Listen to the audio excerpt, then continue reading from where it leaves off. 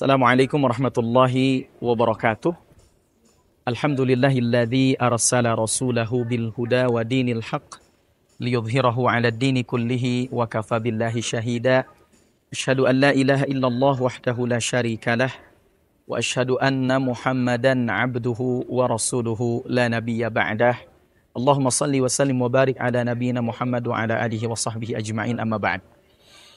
Teman-teman yang Allah muliakan, bulan Ramadan adalah bulan untuk memperbanyak ibadah. Dan bulan Ramadan ibadahnya bukan hanya puasa, tapi juga ada ibadah-ibadah yang lain.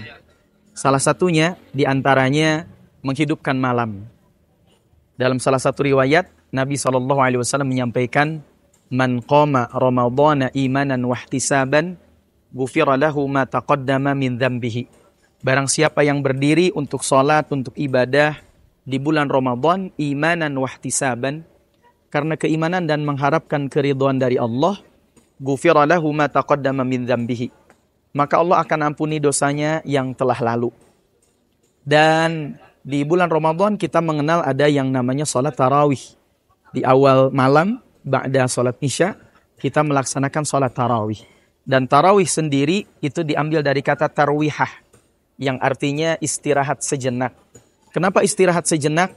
Karena dulu ketika awal-awal Nabi Muhammad SAW melaksanakan tarawih itu bacaannya panjang, sholatnya lama. Ya. Bahkan salah satu gambaran sholatnya Nabi diceritakan oleh seorang sahabat, Sayyiduna Hudzaifah ibnul Yaman. Satu waktu Rasulullah SAW pernah melaksanakan sholat malam, kemudian di belakangnya bermakmum Hudzaifah ibnul Yaman.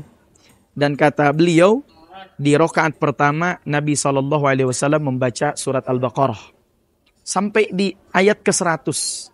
Setelah sampai di ayat 100, Hudzaifah mengira Nabi akan ruku.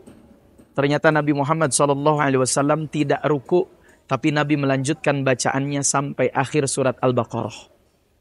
Sampai kalimat Fansurna 'alal qaumil kafirin. Selesai ayat ini, selesai surat Al-Baqarah, Hudzaifah mengira Nabi akan ruku. Tapi ternyata Nabi tidak ruku. Nabi melanjutkan bacaannya dalam sebagian riwayat ke surat An-Nisa. Berapa ayat sampai akhir surat An-Nisa. Ternyata selesai An-Nisa, Hudzaifah mengira Nabi akan ruku. Tapi ternyata beliau tidak kunjung juga ruku.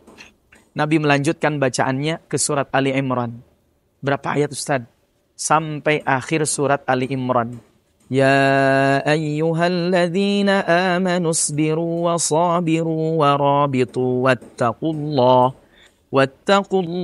la'allakum tuflihun.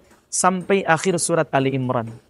Dan ternyata selesai Ali Imran, dalam riwayat yang lain disebutkan sampai awal-awal surat Al-Maidah, baru kemudian Nabi ruku. Dan lamanya ruku Nabi sama dengan lamanya ketika beliau berdiri. Inilah gambaran bagaimana sholat malamnya Nabi SAW.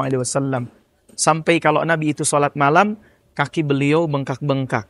Ditanya oleh Ummul Mukminin, Sayyidatuna Aisyah radhiyallahu anha, ya Rasulullah, aghfarta ma qaddamta wa ma akharta.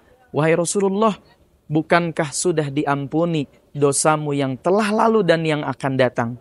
Apa jawaban Nabi ketika sholat begitu lama, sholat begitu khusyuk? Jawaban Nabi, afala akunu abdan syakura.